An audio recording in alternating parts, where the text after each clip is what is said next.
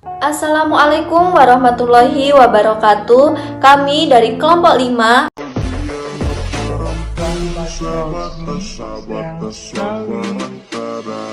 Di sini, kelompok kami beranggotakan Cantika Ardi Aprila, Poppy Mailanda Resta, Devi Cahyaning Tias, dan Nabila Nazira. Baik, di sini yang pertama-tama saya akan memperkenalkan brand bisnis pada produk kami. Sebelumnya, bisnis apa sih yang akan kami jalankan? Nah, di sini bisnis yang akan kami jalankan yaitu bisnis ayam crispy. Ayam crispy merupakan hidangan yang dibuat dari daging ayam yang dibaluri dengan tepung dan digoreng di dalam minyak goreng yang panas. Nah, di sini untuk nama brand pada produk kami yaitu Ayam Crispy Barbecue Gemoy. Mengapa sih kita menggunakan nama Ayam Crispy Barbecue Gemoy ini? Karena pada produk kami ini memiliki ciri khas pada daging yang lebih tebal dan kulit yang lebih renyah daripada ayam crispy pada umumnya. Dan pada bumbu barbeque-nya memiliki cita rasa yang sangat khas. Maka dari itu kita memilih nama brand dengan Ayam Crispy Barbecue Gemoy ini. Nah, di sini selain itu nama Ayam Crispy Barbecue Gemoy ini juga mudah diingat. Selain mudah diingat, nama Ayam Crispy Barbecue Gemoy ini merupakan nama yang kekinian sehingga bisa membuat menarik si pembeli itu sendiri. Nah, di sini mengapa sih kita memilih usaha ayam crispy ini? Karena ayam crispy ini pada saat ini sudah menjadi makanan favorit bagi semua kalangan, mulai dari anak-anak hingga orang tua. Nah, maka dari itu peluang mendapatkan omset yang besar sangatlah menjanjikan. Nah, kelebihan dari ayam crispy barbecue gemoy ini yaitu selalu menggunakan daging yang segar, tidak menggunakan daging yang terlalu lama disimpan di dalam freezer. Karena itu akan mempengaruhi cita rasanya. Nah, dengan ciri khas daging yang lebih tebal dan juga kulit yang lebih renyah daripada ayam crispy pada umumnya. Dan pada saus barbecue-nya memiliki cita rasa yang sangat khas. Dan pada produk kami ini tidak menggunakan penambah rasa monosodium glutamat atau MSG. Nah, selain itu pada produk kami ini juga pada proses pengolahannya pun selalu digoreng dadakan. Maka dari itu ayamnya selalu baru. Dan produk kami ini juga memiliki kelebihan pada kemasan yang menarik.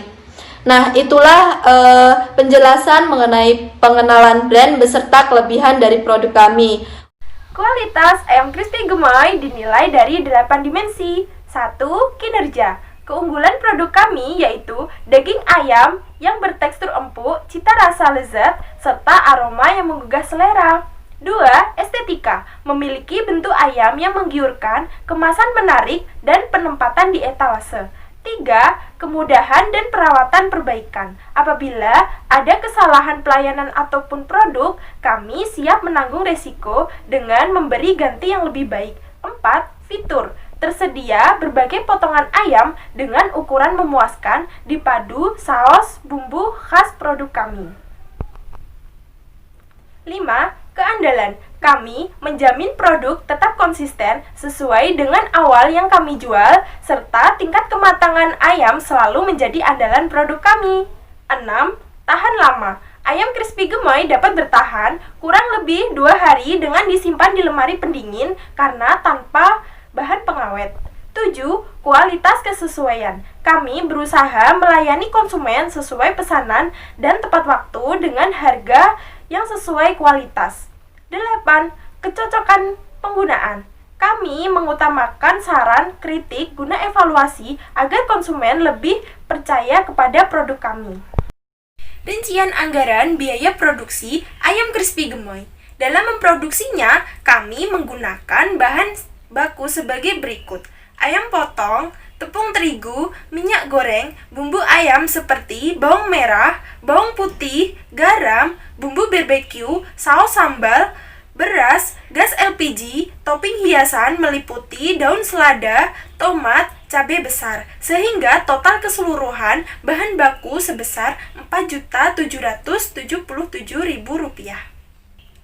Jadi, ketika kelompok kami memproduksi 350 ayam crispy gemoy, maka diperoleh biaya satuan dengan cara total bahan baku dibagi 350 menghasilkan 13.649. Dengan harga jual 20.000, maka pendapatannya dari 20.000 dikurangi 13.649 dihasilkan Rp6.351.000.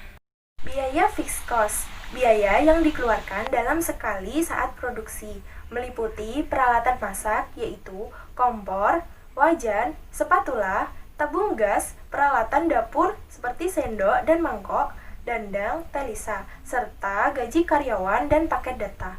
Total keseluruhan fixed cost senilai 2.270.000 dan diperhitungkan satuan hitung dari biaya satuan dikali dengan jumlah produk, maka diperoleh 1.117.000.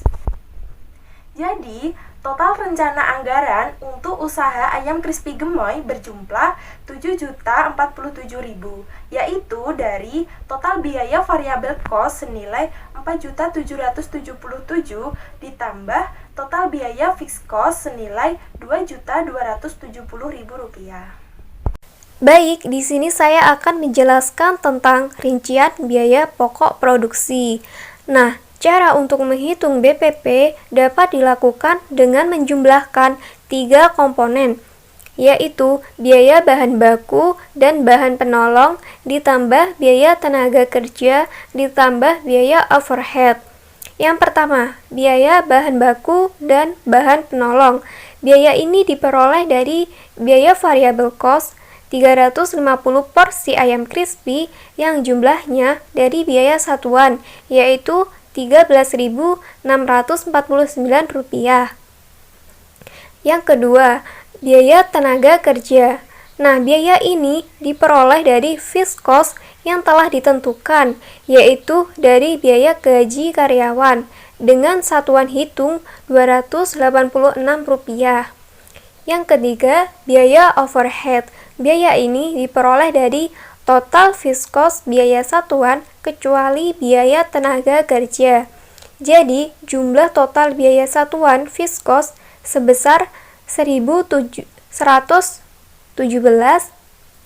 dikurangi biaya tenaga kerja sebesar 286 yang menghasilkan biaya overhead Rp831, sehingga dapat disimpulkan HPP dari ayam crispy barbecue gemoy sebesar Rp14.765. Di sini saya akan menjelaskan tentang rincian biaya kualitas. Anggaran tersedia untuk biaya kualitas sebesar Rp1.033.567. Untuk cara hitungnya, HPP dikali 70 porsi ayam crispy. Nah, 70 porsi ini adalah penjualan produk setiap satu harinya. Yang selanjutnya, biaya pencegahan. Biaya pencegahan meliputi pelatihan kursus memasak sebesar Rp400.000 dengan persentase 39%. Persentase ini diperoleh dari penjualan dibagi biaya kualitas dikali 100%. Yang kedua, biaya penilaian. Biaya ini meliputi inspeksi bahan baku sebesar Rp150.000 dan inspeksi peralatan sebesar Rp150.000, sehingga jumlahnya Rp300.000 dengan persentase 29%. Yang ketiga, biaya kegagalan internal. Biaya ini meliputi sisa bahan baku sebesar Rp150.000 dengan persentase 15%. Yang keempat, biaya kegagalan eksternal. Biaya ini meliputi garansi Rp20.000 dan penanganan pengaduan pelanggan Rp300.000, sehingga jumlahnya Rp320.000 dengan persentase 31%. Jadi dapat disimpulkan jumlah total biaya kualitas sebesar Rp1.170.000 dengan persentase 113%.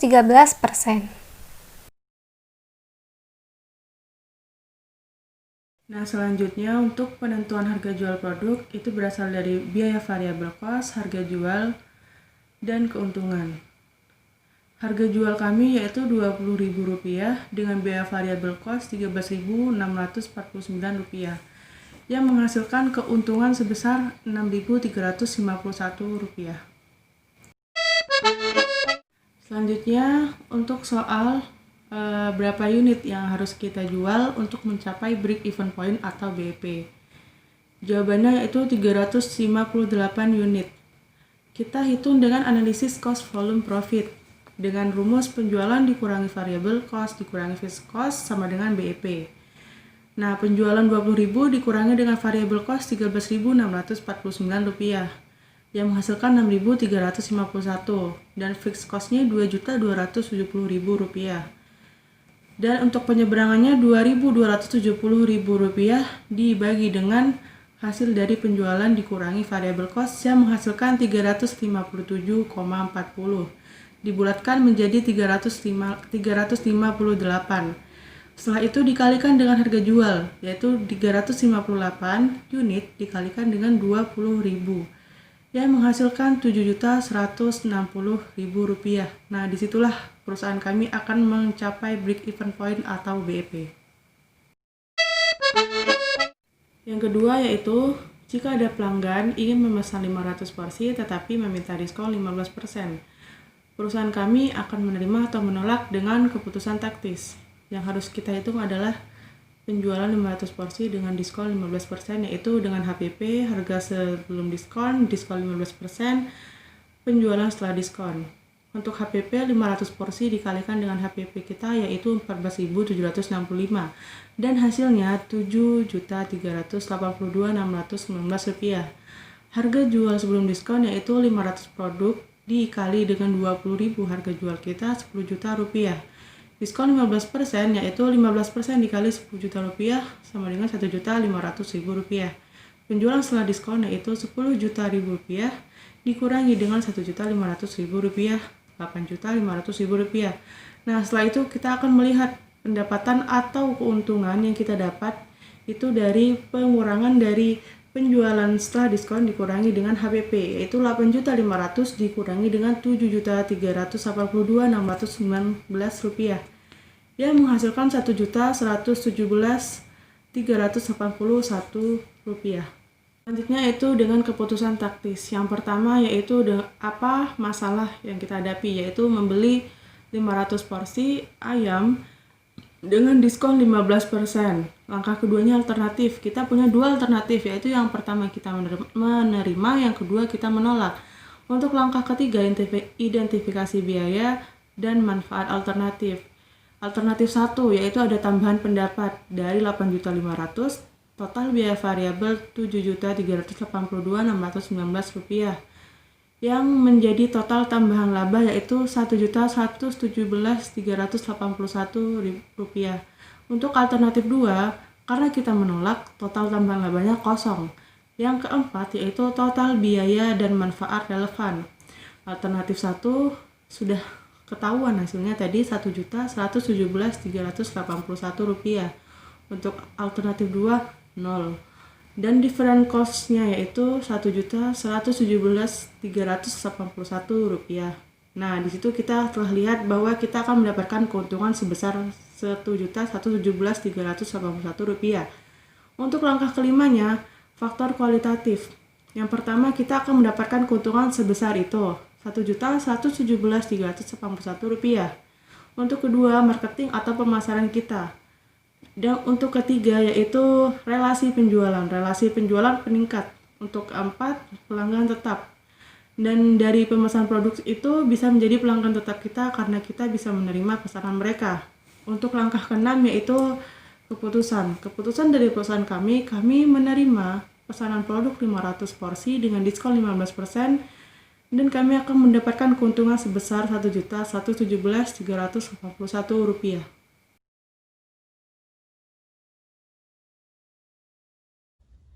Itulah penjelasan dari kelompok kami mengenai bisnis plan kami. Kurang lebihnya mohon maaf. Wassalamualaikum warahmatullahi wabarakatuh. saja.